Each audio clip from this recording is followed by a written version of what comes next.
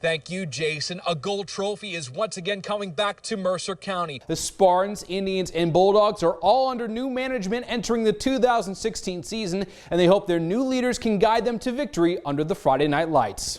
The 2016 edition of the Ohio State football team already looks like a national championship contender. This game is all about who can get hot and who can stay hot. The Lipstick Vikings are riding a 4-game winning streak. Thank you, Jason. The Ohio State football program was hit with a low blow today. Wide receiver Torrance Gibson is suspended for the upcoming fall semester for a violation of the student conduct policy. This is without a doubt the premier small school football game in the state of Ohio. But with respect to the matchup, Marion Local might have an uphill battle tonight. And that's because the Flyers haven't won here at Cavalier Stadium since 2007. This was an absolute stunning loss for Marion Local. After leading by as many as 13 points, the Flyers collapsed on both sides of the ball. The offense stalled twice while in Kirtland's red zone while coughing up 3 turnovers. Combine that with a defense that allowed 22 unanswered points in the second half. And that translates to Marion Local taking home the silver instead of the gold. The race for the Wolverine Hoosier Athletic Conference crown has become tighter than ever. 3 teams all stand within a game and a half of each other, including Davenport Madonna and your very own UNOH Racers. When we're talking about Patrick Henry, they're making their 6th ever trip to the Final Four against Marion Local, who we've seen before. They're in the semis for the 6th straight year, the 10th time in the last 11 years, and guess this, 15th overall. Since their 5-1 start to the summer, things have cooled off for the Grand Lake Mariners. On Sunday, the Mariners sat at 6-5, hoping to stay above the 500 mark. Speaking with the team after the game, Fort Recovery also said they lacked big game experience compared to their opponents. It was the Eagles defense that limited the Wildcats to just 6 points, which ties a season low for the Minster offense. In Columbus, Eddie Kilroy, your News Now Sports. On any given night, the Lima Senior Boys basketball team will play as many as 12 guys in a game, boasting depth that's uncommon at any level of basketball. This past Saturday, the entire roster saw minutes in the victory against Van Wert, including one team manager that's been winning the hearts of basketball fans here in West Central Ohio. Johnny Wilson is all about Lima Senior basketball. Nothing pleases him more than being out with the guys on the court. I've been knowing them ever since junior NBA, playing against them, playing with them. They like my brothers. Unfortunately for Johnny, cerebral palsy keeps him from fulfilling his true athletic potential. But he stays committed to the game, working as the Spartans' team manager, keeping in mind that maybe one day he'll get his chance to score in a varsity game. Something I don't want to do. I mean, I don't like to do it, but if it's going to put me on the team, make me get in the game, now I do it.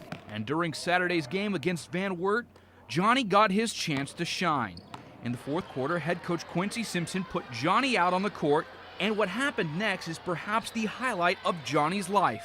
He made not 1 but 2 3-point goals, with the crowd erupting in joy as if Lima won the state championship. It was a moment Coach Simpson saw as one of a kind. You see those things on TV. You see those things sometimes on ESPN. You hear about them, you read about them. But to be a part of it speaks volume.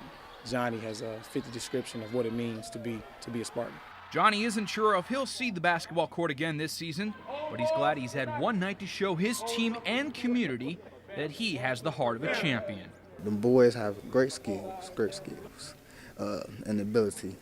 I don't know if they have the passion and love like I do in the heart. In Lima, Eddie Kilroy, your News Now Sports.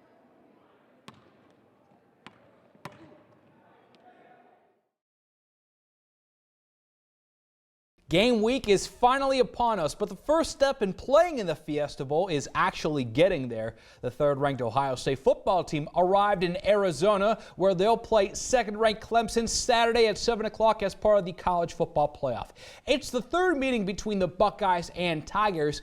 Interestingly enough, all the matchups have been bowl games, Ohio State falling to Clemson in the 1978 Gator Bowl and the 2014 Orange Bowl. But after a solid month of practice, this young team is confident about getting their first win ever against Clemson.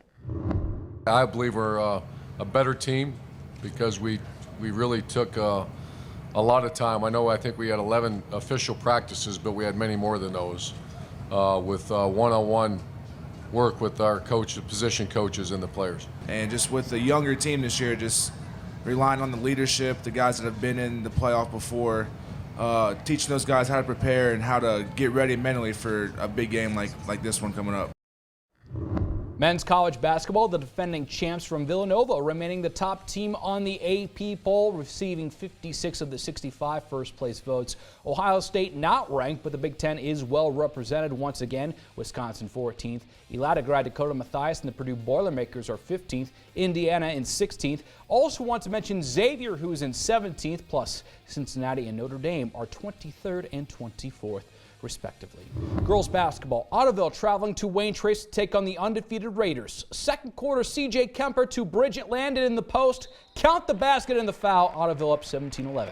Landon then feeds Alexis Turbin in the post, going up for 2. Lady Green capping off an 18-point run to lead 25-11 into halftime. Wayne Trace tries to get something going. Claire Sin to Dana Myers for the easy 2, but Ottoville answers on their next possession. Brooke Mangus perfect from deep. Ottoville winning big 61-23. Back in Putnam County, St. John's invading the fort at Fort Jennings. Second quarter, Madeline Schulte popping in the J.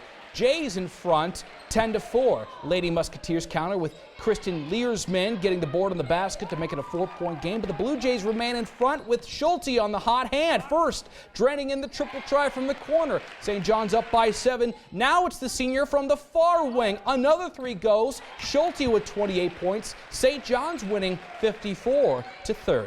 In the NBA, the Cleveland Cavaliers back on the road to face the Detroit Pistons. LeBron James sitting out following their Christmas Day win. First quarter, Iman Shumpert shows off his ability to throw down the Akron Hammer. Shump with the monster jam, but entering halftime, Pistons up 50-44. Cleveland tried to catch up. Kevin Love drops in the corner 3, making it a 1-point game. Love with the double-double, 17 points, 14 rebounds, but the Pistons remained in front. Tobias Harris with 3 of his 21 points. Pistons win 106-90.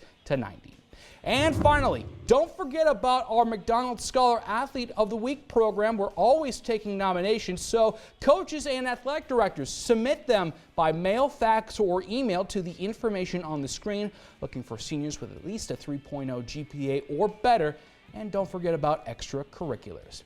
That does it for your morning sports. We'll be right back after this.